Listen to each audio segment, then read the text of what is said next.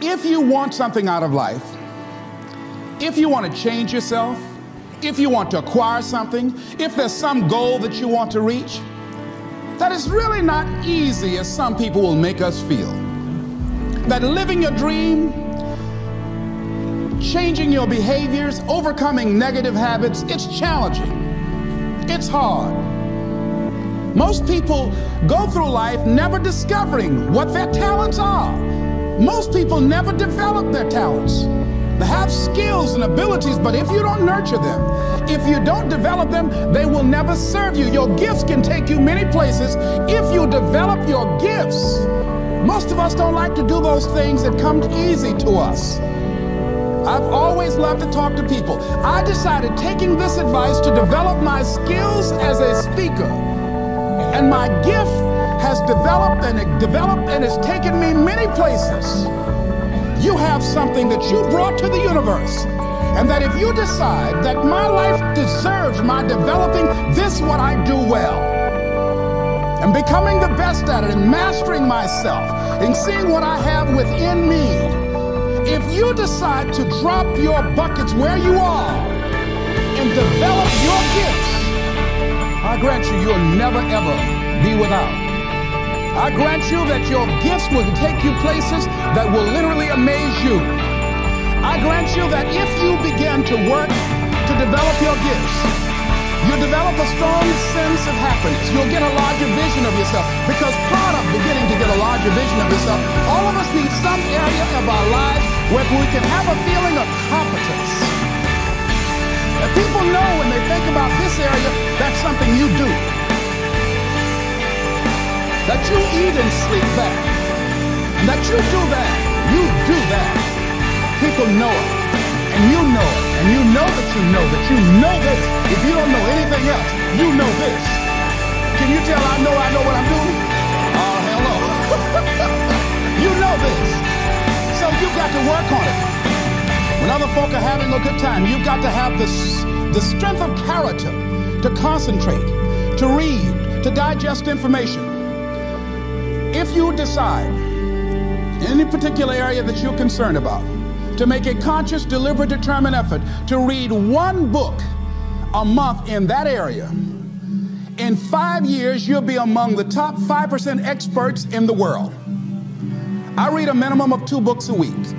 The average American reads only 1 book a year. If you decide that area that you love, that you are going to master that particular area, in this era of accelerated change, overwhelming complexity, and tremendous competition, as you begin to develop and expand your skills and your talents and your vision of yourself, you will always be in control of your destiny. The next thing is, whatever it is that you want to do, you want to do it massively. I have a friend who was telling me that his sales were down. I said, well, how many phone calls you make a day? He said, 25. I said, double them. Make 50 or 75 or 100. He said, oh man, that's just too much. I said, what do you mean too much? You behind on your bills? You talking about too much? You know one way to get back on your feet real quick is to miss 2 car payments? You talking about you're tired? There's no competition out here. Decide that you're going to push yourself. Most people won't do that.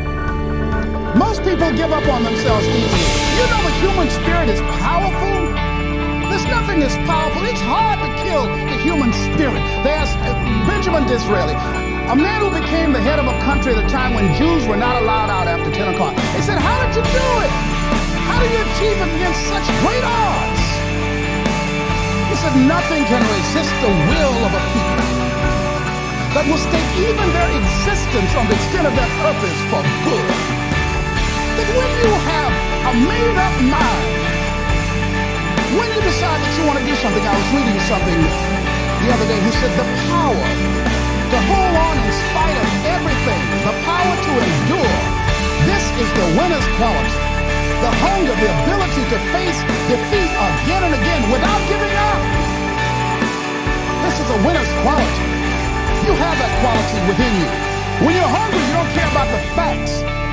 care about the odds. Doug Williams played for the Washington Redskins, quarterback. John Elway of the Denver Broncos in the Super Bowl. Everybody was talking about Elway. After the Super Bowl, when Doug Williams made a historic passing game, they asked him, said, how were you able, in spite of all of the negative publicity saying that you couldn't win, how did you do it? He said, I ignored my critics. I just didn't pay any attention to them. I ignored myself because they kept on saying it so much. There were times I doubted whether or not I can do what I needed to do. There's a Doug Williams in everybody here. There's greatness in you. And you've got to learn how to tune out the critics outside and the critic inside. And since I'm going to do this, I'm going to harness my will. And I'm not going to let anything stop me. I deserve this. I'm going to do it until. And this friend, I told him, said, start increasing your calls. I said, I make 100 calls a day. I got a callus in my ear. My ear's kind of dark. You can't see it, but it's there.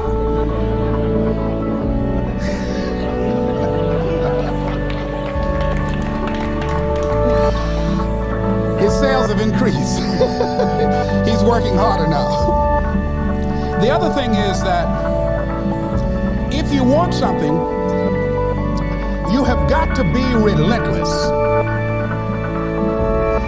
You've got to learn how to become resourceful. You've got to learn how to become creative. When crises strike in your life, and in the Chinese language, crisis means danger, but it also means opportunity. And this is an opportunity for you to grow. And you've got to be so relentless, regardless of what comes down the pike, that you're always looking for a way to get over, always looking for a way that you can break through, always looking for a way that you can win, always looking for a way that you can strike a telling blow. And pretty soon, I think there's some people watching us in the universe that say, wait, let's call a meeting over here. You know that guy, Mr. Look at him now. He won't stop. Just that fool don't know he can't get over. Look here. Why don't we do this? Let him go and let's mess with somebody else. Just let him go on through it.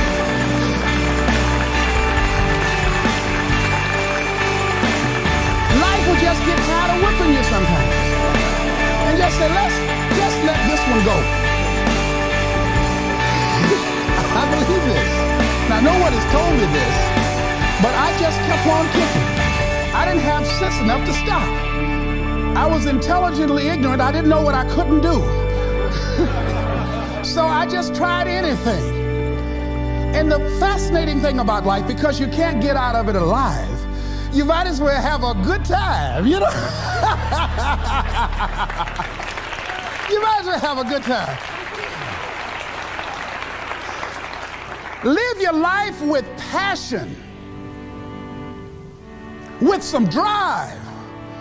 I was giving a seminar the other day, and I mentioned that I was going to do some training in August with some young teenagers and take about 100 away to a 2 or 3 day camp and wipe them out. Been working on this. So after the speech, one of the parents walked up to me and said, Mr. Brown, I'd like for you to do something for my son. He's not motivated.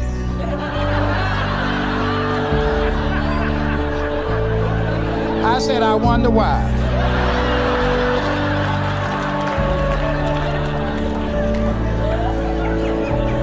I wonder what's wrong with him. He had no fire whatsoever.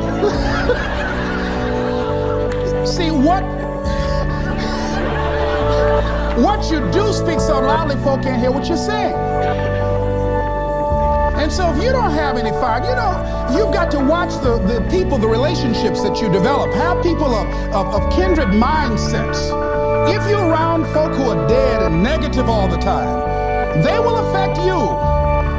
You want people that are around you that have smiles on their faces, looking good.